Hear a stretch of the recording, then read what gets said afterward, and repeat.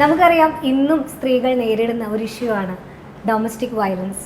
ഈ ഡൊമസ്റ്റിക് വയലൻസിനെതിരെ പ്രതികരിക്കുന്ന ഒരു വ്യക്തിയാണ് ഇന്ന് നമ്മളോടൊപ്പം ഉള്ളത്. Family court lawyer. തൻ്റെ ജീവിതത്തിലുണ്ടായ വിധിയെ മാറ്റിമറിച്ച് തൻ്റെ ഇടത്തോടുകൂടി മുന്നോട്ട് പോകുന്ന ഒരു സ്ട്രോങ് വിമൻ. നമുക്ക് സ്വാഗതം ചെയ്യാം the one and only advocate Shaila Rani. Family issue നമ്മൾ വിചാരിക്കുന്നുള്ള എല്ലാ വീടുകളും വളരെ സ്വർഗമൊന്നുമല്ല. അപ്പോൾ ഈ വീടെന്ന് പറയുന്നത് ഒരു ചെറിയൊരു കുടുംബം, നമ്മളൊക്കെ ഭയങ്കരമായിട്ട് ആഘോഷിച്ച് കൊട്ടിഘോഷിച്ച് കുടുംബം എന്ന് പറയുന്നത് എന്തോ വലിയ പ്രസ്ഥാനം പോലെയാണ് ഇരിക്കുന്നത്. പക്ഷെ അതിനുള്ളിൽ നടക്കുന്ന പല കാര്യങ്ങളും ഇവരെ ഭയങ്കരമായിട്ട് ബാധിക്കും. കുട്ടികളുടെ പെരുമാറ്റം, അല്ലെങ്കിൽ നമ്മുടെ മാനസിക നമ്മുടെ കരിയർ, ഹെൽത്ത് എല്ലാം ബാധിക്കും. ഈ കുടുംബം എന്ന് പറയുന്ന സാധനം വീടിനകത്തിരിക്കുന്ന പുറത്തറിയത്തുമില്ല. എല്ലാവരും പറയുന്നത് വീടിനകത്തുള്ള പ്രശ്നങ്ങൾ വീടിനകത്ത് തീർക്കണം. അപ്പം നമ്മളിങ്ങനെ ഒതുക്കി വെച്ചിട്ട് ഒരു സമയമാകുമ്പോഴേ നമ്മളല്ലാണ്ടായി പോകുന്ന ഒരവസ്ഥ. ഇതെനിക്ക് പുറത്ത് പറയണമെന്ന് തോന്നി. 1961 വന്ന നിയമമാണ് ഡവറി പ്രൊഹിബിഷൻ ആക്ട്. 2023 വന്ന് കിടക്കുന്നത്. എന്നിട്ടും അതിന്ന് നിലനിൽക്കുന്നു എന്ന് പറയുമ്പോൾ കുറ്റപ്പെടുത്തേണ്ടത് ആരാ? കൊടുക്കുന്നവരെ പറയണം, കൊടുക്കാമെന്ന് സമ്മതിച്ചവരെ പറയണം, വാങ്ങാന്ന് പറയണം. എല്ലാവരും ഒറ്റക്കെട്ടിൽ പറയുക ഇല്ല, കൊടുക്കില്ല പറയില്ല. മാട്രിമോണിയൽ സൈറ്റ് ഒന്ന് ശ്രദ്ധിച്ചു നോക്കണേ പവിത്ര. അതിനകത്ത് വന്നിട്ട് ഇവരെ അട്രാക്ട് ചെയ്യണ പോലെയാണ് ലേഡീസിന്റെ പ്രൊഫൈൽ വരുന്നത്. എന്താ വെച്ചാൽ കാനഡയിൽ ജോലിയുണ്ട്, അല്ലെങ്കിൽ മറ്റേ ഇപ്പൊ ജോലിയൊക്കെ എഴുതിക്കോട്ടെ, പക്ഷെ അവർ വന്നിട്ട് ഫിനാൻഷ്യലി ഓക്കെ ആണെന്ന് കാണിക്കും. അപ്പം മറ്റവന്റെ കണ്ണിവിടെ വരും, ഫിനാൻഷ്യലി വരും. കെട്ടിക്കഴിഞ്ഞാൽ കാനഡയിൽ പോവാം, അല്ലെങ്കിൽ കെട്ടിക്കഴിഞ്ഞാൽ അത്. അപ്പം ഒരു എന്തോ ഒരു പ്രോഫിറ്റിന് വേണ്ടി മാരേജ് മാറ്റും. അത് നമുക്ക് ഒരിക്കലും മാരേജ് എന്ന് പറഞ്ഞാൽ എന്താ? ഒരു രണ്ട് ഇപ്പം സെയിം സെക്സ് ഉണ്ടോക്കെ അത് വിട്ടേക്ക്. 2 പേർക്ക് ശിഷ്ടജീവിതം ഒരുമിച്ച് ഒരു വള്ളത്തിൽ സന്തോഷകരമായിട്ട് തുഴഞ്ഞ് മുന്നോട്ട് പോകും, കുട്ടികളോ ഒക്കെ ആയിട്ട്. അത് തന്നെയല്ലേ പ്രകൃതി വച്ചിരിക്കുന്നത്. അല്ലാതെ ഇറ്റ്സ് ബിസിനസ് ഡീലാണോ അത് തമ്മിൽ? ആര് കാണിക്കാൻ? നമുക്ക് സന്തോഷമില്ല, നമുക്ക് സമാധാനമില്ല, ഒന്നും ഫുഡ് നേരെ കഴിക്കാൻ പറ്റുന്നില്ല. എത്ര പിള്ളേരാണ് പേടിച്ചും വിറച്ചും അച്ഛൻ കയറി വരുമ്പോൾ ഓടി ഒളിച്ചു നിൽക്കുന്നേ, മനസ്സിലാവുന്നത്. ഇനി അടുത്ത് എന്താ പ്രശ്നമെന്നുണ്ട്. നമ്മൾ കാണുന്ന പോലെ അല്ല പവിത്ര ഇതിനുള്ളിൽ. ഭയന്ന് വിറച്ച് കഴിയുന്ന ഒരുപാട് സ്ത്രീകളും കുട്ടികളും ഉണ്ട് അതിനുള്ളിൽ. തിരിച്ചു ഇല്ല എന്നൊന്നും ഞാൻ പറയുന്നില്ല, പക്ഷേ നമ്മൾ മെജോറിറ്റി നോക്കുകയാണെങ്കിൽ പുരുഷനെ മൊത്തം ഞാൻ ആക്ഷേപിച്ച് പറയുന്നതും അല്ല. അവർക്ക് അവരെന്തോ ഒരു രാജാവ് പറഞ്ഞ പോലെ അങ്ങ് വരും. എന്നിട്ട് ബാക്കി എല്ലാവരും വന്ന് അവരനുസരിച്ചിട്ട് ഇരിക്കണം, ഓടിപ്പോയി മൊബൈൽ ഇത് TV ഓഫ് ആക്കണം, മറ്റേത് ചെയ്യണം, ഇത് ചെയ്യണം. അങ്ങനെയല്ല. അച്ഛൻ വരുമ്പോൾ ആ സന്തോഷം, മക്കൾ ഓടിപ്പോവുക, അമ്മ അതിനുള്ള സന്തോഷം, അതൊക്കെയാണ് കുടുംബം എന്ന് പറയുന്നത്. അച്ഛൻ എന്ത് പ്രശ്നങ്ങൾ വന്നു കഴിഞ്ഞാലും പിള്ളേർക്ക് അതത്ര പെയിൻഫുൾ ആയിരിക്കും, മനസ്സിലാവുന്നുണ്ട്.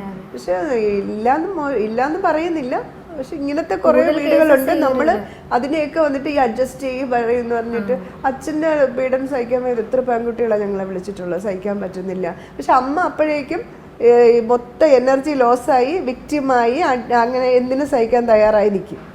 പക്ഷെ വളർന്നു വന്ന കുഞ്ഞിന് അത് പറ്റുന്നില്ല. അപ്പൊ അമ്മ മാറത്തുമില്ല.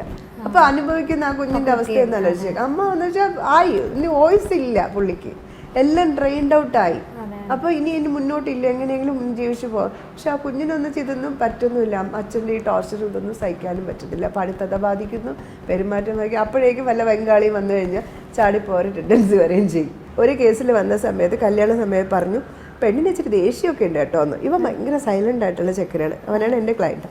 അപ്പോഴേക്കും ഞാൻ സൈലൻ്റ് അല്ലേ, ദേഷ്യം ഉണ്ടെങ്കിൽ എന്തെങ്കിലുമൊക്കെ കാര്യങ്ങൾ നമ്മൾ വഴക്കിട്ടോ എന്ന പ്രശ്നങ്ങൾ വന്നാലല്ലേ ദേഷ്യം. അതത്ര സാരമില്ല, കല്യാണമൊക്കെ കഴിഞ്ഞു. പക്ഷെ ദേഷ്യം എന്ന് പറഞ്ഞാൽ ഇവള് വരവൻ പറയില്ലേ, ആ മുഖത്ത് ചിരിയേ ഇല്ല, എപ്പോഴും ദേഷ്യം. അങ്ങോട്ട് പോയി ഒന്ന് കാല് തട്ടി കഴിഞ്ഞാൽ നിങ്ങൾക്ക് നേരെ നടന്നൂടെ എന്നുവെച്ചാൽ വീഡിയോ കോൾ വന്നാൽ ഇവന് പേടി. ദേഷ്യത്തിൻ്റെ എന്തോ ആൾക്കാർക്ക് പറഞ്ഞതെന്ന് മനസ്സിലാവും. ദേഷ്യമല്ലേ ഉള്ളൂ, അതിന് ഉപദ്രവമൊന്നും ഇല്ലല്ലോ എന്ന് പറഞ്ഞു. ഇവള് ഇപ്പം ഫോൺ എടുത്തില്ലേ പ്രശ്നം, മറ്റേ പ്രശ്നം, എപ്പോഴും ദേഷ്യമൊക്കെ.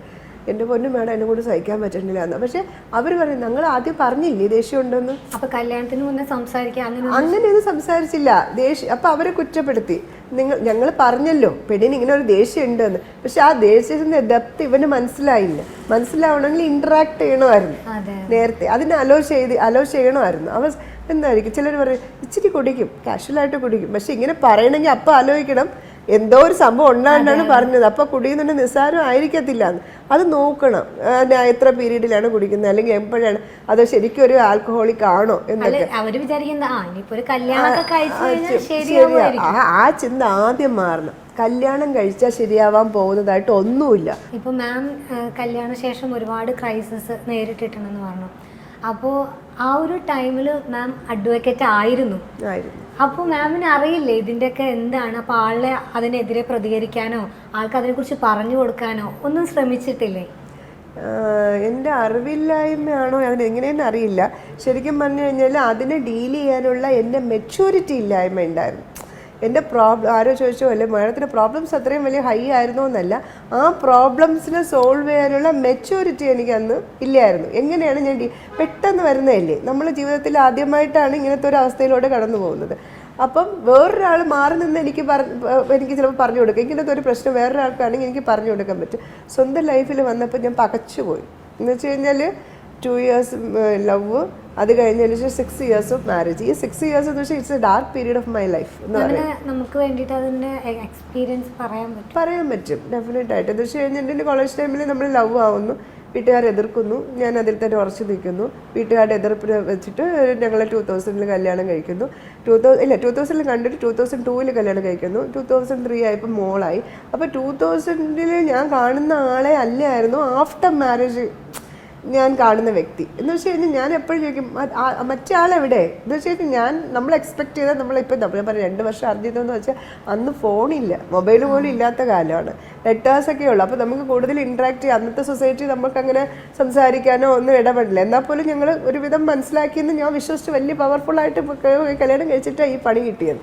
അപ്പോൾ ഞാൻ നോക്കുമ്പോൾ ഒരു തരത്തിൽ നമുക്ക് യോജിക്കാൻ പറ്റുന്നില്ല. അദ്ദേഹം സൗത്ത് ആണെങ്കിൽ ഞാൻ നോർത്ത്, ആ ലെവലിലേക്ക് പോയി. ഒരു തരത്തിലും പറ്റുന്നില്ല. അപ്പം നമ്മൾ അങ്ങോട്ടും ഇങ്ങോട്ടും കോൺഫ്ലിക്റ്റ് വരുമ്പോൾ ടോർച്ചർ വന്നു. ടോർച്ചർ തുടക്കം മുതൽ ഫിസിക്കൽ ടോർച്ചറായിരുന്നു. എനിക്കത് സഹിക്കാൻ പറ്റുന്നില്ല. കാരണം വെച്ചിട്ട് ഫാമിലിയിൽ അങ്ങനെ ഒരു അടി കൊണ്ട് വളർന്നതല്ലേ. ഇപ്പം ഞാൻ എൻ്റെ വീട്ടുകാർ പോലും അടിച്ചിട്ട് നേരെ അടിച്ച് വളർത്താത്തതുകൊണ്ടാണ് ഞാനിപ്പോൾ തരേണ്ടി വരുന്നത്.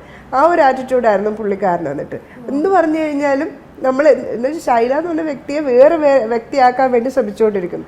നമ്മൾ ശൈലയാവാനും പറ്റും, എനിക്കിതേ പറ്റുള്ളൂ. ഇങ്ങനെ ഒന്നിനും സാറ്റിസ്ഫൈഡ് അല്ല. അയാളെ പ്ലീസ് ചെയ്യിക്കാൻ വേണ്ടി ഞാനിങ്ങനെ ശ്രമിച്ചുകൊണ്ടിരുന്നു. അപ്പോൾ വേറെ ഒരു ചിന്തയില്ല. കുഞ്ഞിനെ കുറിച്ച് ചിന്തിക്കുന്നില്ല, കരിയറിനെ കുറിച്ച് ചിന്തിക്കുന്നില്ല, സ്വന്തം ലൈഫ് ശ്രദ്ധിക്കുന്നില്ല.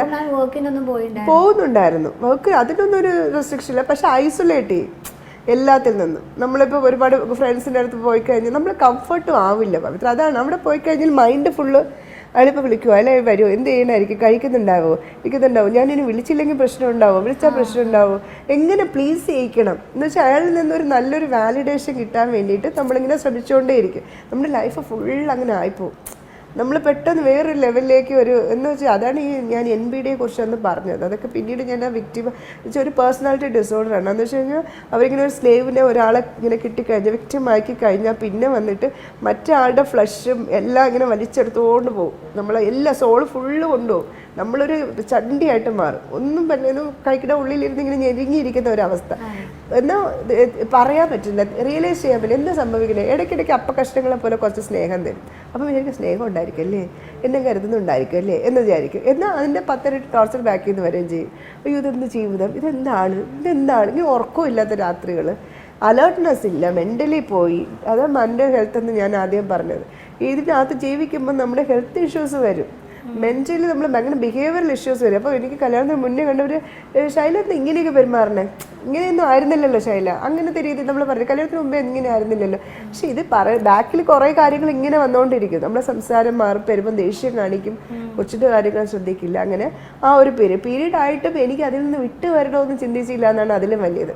ഒരു ഡിവോഴ്സ് അല്ലെങ്കിൽ ഡൊമസ്റ്റിക് വയലൻസിന് ഒരു കേസ്, അതൊന്നും എന്നെ കൊണ്ട് ഇത്രയും പഠിത്തമുള്ള ഇത്രയും നല്ല ബോൾഡായിട്ട് കോളേജിലൊക്കെ നല്ല ടോപ്പായിട്ട് പൊളിറ്റീഷ്യനൊക്കെ പറഞ്ഞ് നടന്ന ആൾ എനിക്ക് പറയാൻ പറ്റിയില്ല എന്ന് പറയുമ്പോൾ ഒരു സാധാരണ ഒരു സ്ത്രീ ഒന്ന് ആലോചിച്ച് നോക്കി. അതിനുള്ളിൽ കിടന്നിട്ട് മറ്റേ ഈ ബോയിലിംഗ് ഫ്രോഗ് സിൻഡ്രോം എന്ന് പറയുന്നത് കേട്ടിട്ടുണ്ട്. എന്ന് വെച്ച് കഴിഞ്ഞാൽ ആദ്യം അതിനെ അഡോപ്റ്റ് ചെയ്യും. എൻ്റെ ഇതാണ് ലൈഫ്, അല്ലെങ്കിൽ ഞാൻ റെസിസ്റ്റ് ചെയ്യാം, ഞാനിത് ഫൈറ്റ് ചെയ്യാം, ഞാൻ ചെയ്യും. പക്ഷെ നമ്മൾ അറിയാതെ ഡ്രെയിൻഡ് ഔട്ട് ആവും എനർജി. ഏറ്റവും ലാസ്റ്റ് അറിയാവുന്നുണ്ട്, റിയലൈസ് ചെയ്യുന്നുണ്ട്. പക്ഷെ എന്താണ് ഞാൻ ചെയ്യേണ്ടത് എന്ന് എനിക്കറിയില്ല. കുഞ്ഞുമായിട്ട് തിരിച്ച് വീട്ടിൽ പോകണോ, അതോ ഞാൻ സെപ്പറേറ്റ് ആവണോ, ഡിവോഴ്സ് ആവണോ, കേസ് ഫയൽ ചെയ്യണോ, ഇങ്ങനെ ഒന്നുമില്ല. ഒരു ബ്ലാങ്ക് ആയിരുന്നു ആ സമയം.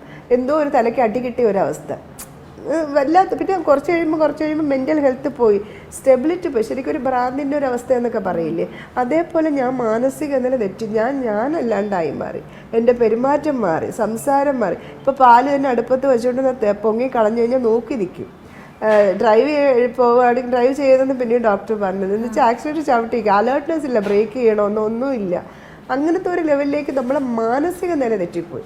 അപ്പോൾ ഒരാൾ കാരണം നമ്മുടെ മനസ്സിൻ്റെ നില തെറ്റുക എന്ന് പറയുന്നത് ഭയങ്കര അപ്പം മരിക്കണോ ജീവിക്കണോ അതോ വേറെ ലെവലോ അങ്ങനെ എന്നെ വീട്ടിനകത്തൊക്കെ ഇട്ട് പൂട്ടിയിട്ട് പോകാമെന്ന്. കാരണം എനിക്ക് തോന്നുന്നു എൻ്റെ അവസരം ഞാനായപ്പോഴേക്കും എൻ്റെ ഇത് പോയിട്ടുണ്ടാവാം. അതിനെ ട്രീറ്റ് ചെയ്യണമെന്നൊന്നും വിചാരിച്ചിട്ടുണ്ടാവില്ല എവിടെയാണെന്ന്. അപ്പോൾ ഞാൻ ഹോസ്പിറ്റലിൽ എത്തി, പിന്നെ ഹോസ്പിറ്റലൈസ്ഡ് ആയപ്പോൾ ഡോക്ടേഴ്സ് ഞാൻ വിചാരിക്കണേ എനിക്കെന്തോ സൈക്കോളജിക്കൽ ഇഷ്യൂ ആണ്, എനിക്കെന്തോ പ്രശ്നമാണ്, ഞാൻ എവിടെയൊക്കെ നിലമ്പനും പ്രശ്നം ഇയാൾക്കല്ല. അന്ന് ഡയഗ്നോസ് ചെയ്യാൻ പറ്റിയ നല്ല എബ്രോഡൊക്കെ പഠിച്ചിട്ട് വന്ന ഡോക്ടറാണ്. അദ്ദേഹത്തിന് 75 years ഇന്നുണ്ടോ എന്ന് എനിക്കറിയില്ല, ഞാൻ പറയുന്നതെല്ലാം 15 വർഷത്തിന് മുമ്പായിരുന്നു. അപ്പോൾ അദ്ദേഹം പറഞ്ഞതെന്ന് വെച്ചാൽ ഇങ്ങനത്തെ വ്യക്തികളുടെ കൂടെ ജീവിക്കുമ്പോൾ ഉണ്ടാകുന്ന വിക്ടിം സിൻഡ്രോമാണിത്, മനസ്സിലാവുന്നത്. അപ്പം ഞാൻ ഇറ്റ്സ് വെരി ഡേഞ്ചറസ്. അതിൽ നിന്ന് ഞാൻ വരാൻ വേണ്ടി 9 വർഷം ഞാൻ മരുന്ന് കഴിക്കേണ്ടി വന്നു. പുറത്തേക്ക് വരെ കാല് വയ്യ, പാരലൈസ്ഡ് പോലെ ആയി, നടക്കാൻ പറ്റാണ്ടായി. അങ്ങനെ കുറേ കാര്യങ്ങൾ നമ്മൾ ഇതിനകത്ത് പക്ഷെ അവരുടെ മുമ്പ് ഇദ്ദേഹം ഭയങ്കര നല്ല മനുഷ്യനാണ്.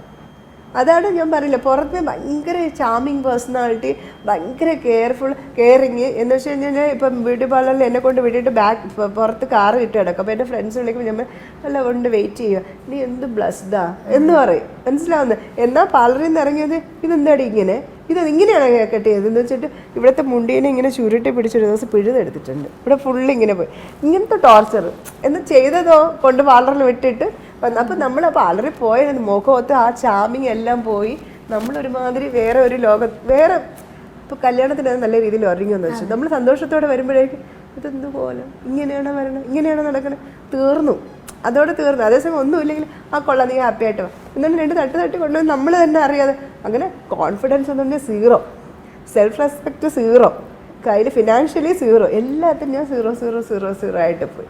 അപ്പോൾ എനിക്ക് എങ്ങനെ സംസാരിക്കണമെന്നറിയില്ല. ഇങ്ങനെ സംസാരിച്ചാൽ കൊള്ളായിരിക്കും, ഇങ്ങനെ സംസാരിച്ചാൽ ശരിയാവുമോ, മനസ്സിലാവുന്നില്ല. ഈ ഡ്രസ്സ് ഇട്ടാൽ കൊള്ളായിരിക്കുമോ എന്ന് വെച്ചാൽ ഓരോന്നും കാണിക്കുന്ന പിന്നെ പോമണി തരുമായി.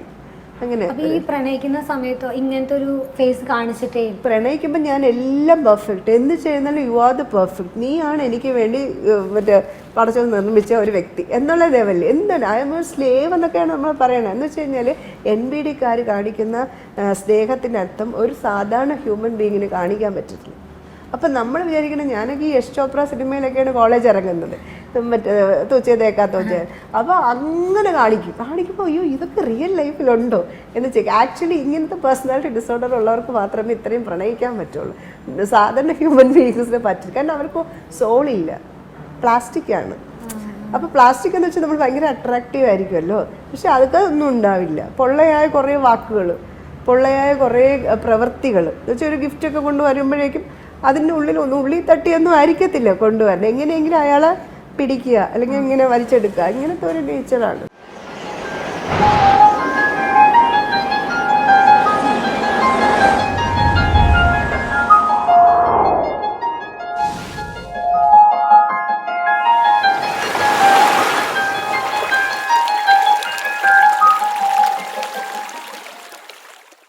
പിന്നെ മാം തന്നെ പറഞ്ഞൊരു നാർസിസം എന്ന് പറഞ്ഞാൽ അത് പലർക്കും അറിയില്ല, അപ്പൊ അതിനെ പറ്റി ഒന്ന് പറയാമോ? അത് എനിക്ക് ആദ്യമായിട്ടാണ് ഞാൻ എൻ്റെ ലൈഫിൽ വന്നപ്പോഴാണ് അറിയുന്നത്. ഇപ്പോൾ എൻ്റെ ലൈഫിൽ വരാതിരുന്നെങ്കിൽ ഞാനും അറിയത്തില്ലായിരുന്നു അതെന്താ വെറുതെ കള്ളത്തനോ അല്ലെങ്കിൽ ആരെങ്കിലും പറയുന്നത്. പക്ഷേ ഇൻ്റർനാഷണൽ ലെവലിൽ അതിൻ്റേതായിട്ടുള്ള വിക്ടിംസിന് തന്നെ റീഹാബിറ്റേഷൻ ചെയ്യാൻ വേണ്ടിയിട്ടും അല്ലെങ്കിൽ അവരെ നിന്ന് ഭയങ്കര കൗൺസിലിംഗ് കൊടുത്തവർ തിരിച്ചെടുക്കാനുള്ള സംഘടനകൾ വരെയുണ്ട്. പക്ഷെ നമ്മുടെ നാട്ടിലെന്ന് വെച്ചാൽ മെയിൽ ഷോവനിസം അല്ല നാർസിസം, എല്ലാവരും തെറ്റിദ്ധരിക്കുന്നതാണ്. മെയിൽ ഷോവനിസം ആണ് നാർസിസം. അതിൽ ഞാനാണെന്നുള്ളൊരു ഭാവം, അതല്ല ഞാനെന്നൊരു ഭാവം, അതാണെന്നോ പെണ്ണെന്നല്ല, ഞാൻ എൻ്റെതല്ല എൻ്റെ മുടലെന്നുള്ള ഒരു ഭാവം. ബാക്കി എല്ലാം വന്നിട്ട് പുച്ഛവും, ബാക്കി എല്ലാവരും സ്ലേവ്സും അങ്ങനെ. അപ്പോൾ പക്ഷേ ഇവരെന്താണെന്നറിയോ, ഏതെങ്കിലും ഒരു പേഴ്സണെ നോട്ട് ചെയ്ത് വെക്കും. ആ പേഴ്സൺ എന്ന് പറയുന്നത് ഇവർക്കില്ലാത്ത, ഇപ്പം ഞാൻ ഹൈലി എമ്പതറ്റിക്കാണ്, അദ്ദേഹത്തിന് എമ്പതി 0. നാർസിസം തിരിച്ചറിയണമെങ്കിൽ ആദ്യം അറിയണത് എമ്പതി ഉണ്ടാവില്ല. അപ്പോൾ അദ്ദേഹത്തിന് ഇല്ലാത്ത സാധനം നമ്മുടെ കയ്യിലുണ്ടെങ്കിൽ അതിനായിരിക്കും ഇങ്ങനെ കയറി പിടിച്ചിങ്ങനെ കംപ്ലീറ്റ് കൺട്രോൾ ചെയ്തിട്ട് നമ്മളെ വിക്റ്റിമാക്കി വെക്കും. വിക്റ്റിമാക്കി വെച്ചിട്ട് നമ്മളെ സക്ക് ചെയ്ത് കൊടുത്തുകൊണ്ടിരിക്കും. അപ്പോൾ അതെന്ന് വെച്ചാൽ നമ്മളിപ്പോൾ ഒരു അഡ്വക്കേറ്റ് എന്നുള്ള നിലയിൽ പറഞ്ഞു കഴിഞ്ഞാൽ ആൾക്കാർക്ക് മനസ്സിലാവില്ല.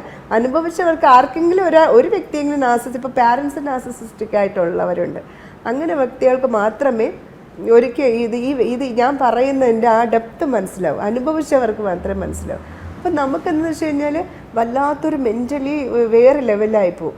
എന്ന് വെച്ചാൽ എപ്പോഴും അയാളെക്കുറിച്ച് മാത്രം ചിന്ത, അയാളെ പ്ലീസ് ചെയ്യിക്കാൻ വേണ്ടിയിട്ടുള്ള ശ്രമം, അയാളിൽ നിന്നൊരു വാലിഡേഷൻ കിട്ടാനുള്ള ശ്രമം, അയാൾ പറയണ പോലെ ആയിരിക്കും, ഞാൻ ഒന്നിനും പോകുന്നത് എന്ന് വെച്ചാൽ നമ്മൾ സീറോ. ഞാൻ ചോദിക്കുന്നത് അച്ഛാ എൻ്റെ കയ്യിൽ എന്തെങ്കിലും നല്ലതില്ലേ, എന്തെങ്കിലും ഒരു നല്ലതില്ലാത്ത ആരും ഉണ്ടാവും, എന്തെങ്കിലും ഒരു നല്ല കാര്യമില്ലേ എന്ന് പറയുമ്പോൾ ഒന്നുമില്ല, വേസ്റ്റ് വേസ്റ്റ്. ഞാനൊരു നിങ്ങൾ എനിക്ക് ഒരുപാട് സബ്സ്ക്രൈബേഴ്സ് കിട്ടിയപ്പോൾ പറഞ്ഞപ്പോൾ ഒരാൾ എന്നെ വേസ്റ്റ് എന്ന് പറഞ്ഞു, ഒന്നിനും കൊള്ളില്ല എന്ന് പറഞ്ഞപ്പോൾ നിങ്ങൾ എന്നെ സ്വീകരിച്ചില്ലേ എന്ന് പറഞ്ഞിട്ട് ഞാനിങ്ങനെ എന്ന് വെച്ചാൽ ഭയങ്കര ഇമോഷണൽ ആയിപ്പോയത്. അപ്പം നമുക്ക് തന്നെ സ്വയം തോന്നും നമ്മളൊന്നും അല്ലേ, ഒന്നും കാണാൻ കൊള്ളൂല, സംസാരിക്കാൻ അറിയില്ല, പെരുമാറാൻ അറിയില്ല. ഇപ്പം എൻ്റെ സീനിയർ എന്നെ ഒരു കേസ് ചോദിച്ചു എന്ന് പറയുമ്പോൾ അത് സീനിയറും അങ്ങനെ തന്നെ പറയും, പിന്നെ മോശം പറയും, അതല്ലെങ്കിൽ അത് എൻ്റെ കഴിവുകൊണ്ടല്ല, അതെങ്ങനെയൊക്കെ ജയിച്ചു, അങ്ങനെ ഒന്നും പറയത്തില്ല. ഇപ്പം ഡ്രൈവ് ചെയ്തുകൊണ്ടിരിക്കുകയാണെങ്കിൽ ബാക്കിൽ തിരക്കിട്ട് അടിക്കുക, നേരെ ചവിട്ടടി, അവിടെ ചവിട്ടടി, ഇങ്ങോട്ട് ചവിട്ടടി എന്ന് പറഞ്ഞിട്ട്. അപ്പോൾ ചില കാണുന്നവർ ഇറങ്ങുമ്പോഴാണെങ്കിലോ ഭാര്യയെ കൊണ്ടുവരുന്നു, ഭാര്യ ഡ്രൈവ് ചെയ്ത് വരുന്നു, മനസ്സിലാവുന്നുണ്ടോ? അപ്പോൾ കാണുന്നത് ഭയങ്കര ഇമേജാണ്. ഇപ്പം തന്നെയാണെങ്കിലും എൻ്റെ ഫ്രണ്ട്സ് ആണെങ്കിലും അദ്ദേഹത്തെ കുറിച്ച് പറയുമ്പോൾ ശൈലയുടെ പ്രശ്നമായിരിക്കും, ശൈലായിരിക്കും ഇങ്ങനെ ചെയ്യും, അങ്ങനെയുള്ള രീതിയിലായിരിക്കും. പിന്നെ ഒരു പരിധി കഴിഞ്ഞപ്പോഴേക്കും ആൾക്കാർക്ക് മനസ്സിലായി തുടങ്ങി ഇതൊക്കെയാണ്. എനിക്ക് തന്നെ തോന്നി എനിക്ക് പ്രശ്നമൊന്നും, അപ്പോഴല്ലേ ബാക്കിയുള്ളവർക്ക് എനിക്ക് തോന്നി എനിക്ക് പ്രശ്നമുണ്ടോ എന്ന് തോന്നി. പിന്നെ അതിൽ നിന്ന് വിട്ട് വരാൻ ഹെവി ഡിപ്രഷനൊക്കെ വന്നിട്ട് അപ്പോൾ ഓക്കെ ആയി വന്നു. സിംഗിൾ പാരന്റിങ്ങിനെ കുറിച്ച് എന്താ പറയാനുള്ളത്, എങ്ങനെയാണ്? പാരന്റിങ് എന്ന് പറയുന്നത് ഒരു ആർട്ടാണ്. പിന്നെ എന്ന് വെച്ച് കഴിഞ്ഞാൽ സിംഗിൾ പാരന്റിങ് എന്ന് പറയുമ്പം രണ്ട് രീതിയിലുണ്ട്. കുറച്ച് സഫറിങ്സ് ഉണ്ട്. അതിൻ്റെ സമയം എന്ന് വെച്ച് കഴിഞ്ഞാൽ ഒരുപാട് നല്ല കാര്യങ്ങളെന്ന് വെച്ച് കഴിഞ്ഞാൽ നമുക്കൊരു ഡിസിഷൻ എടുക്കണമെങ്കിലും കുഞ്ഞുങ്ങളുടെ കാര്യത്തിൽ വേറെ ആരെയും നോക്കണ്ട, നമുക്ക് തന്നെ എടുക്കാം. എല്ലാത്തിനും ഏറ്റവും അവസാനം വന്നിട്ട് നമുക്ക് ഭയങ്കര പ്രൗഡായിട്ട് നിൽക്കുകയും ചെയ്യാം, ഞാൻ വരച്ച ഒരു പടം നല്ല ഭംഗിയായി എന്നുള്ള രീതിയിൽ. പിന്നെ പാരൻറ്റിങ് എന്ന് പറഞ്ഞാൽ ഞാൻ നേരത്തെ പറഞ്ഞ പോലെ ഒരു ആർട്ടാണ്. നിങ്ങൾ എങ്ങനെ വരയ്ക്കുന്നു അല്ലെങ്കിൽ ഏതൊക്കെ ഏറ്റവും അവസാനത്തെ റിസൾട്ട് എന്ന് പറഞ്ഞാൽ അതേ രീതിയിൽ വളരെ കെയർഫുള്ളായിട്ട് നമ്മളത് പഠിച്ച് വരയ്ക്കുകയാണെങ്കിൽ മനോഹരമായിട്ടൊരു ചിത്രമായിട്ട് വളർത്താൻ പറ്റും.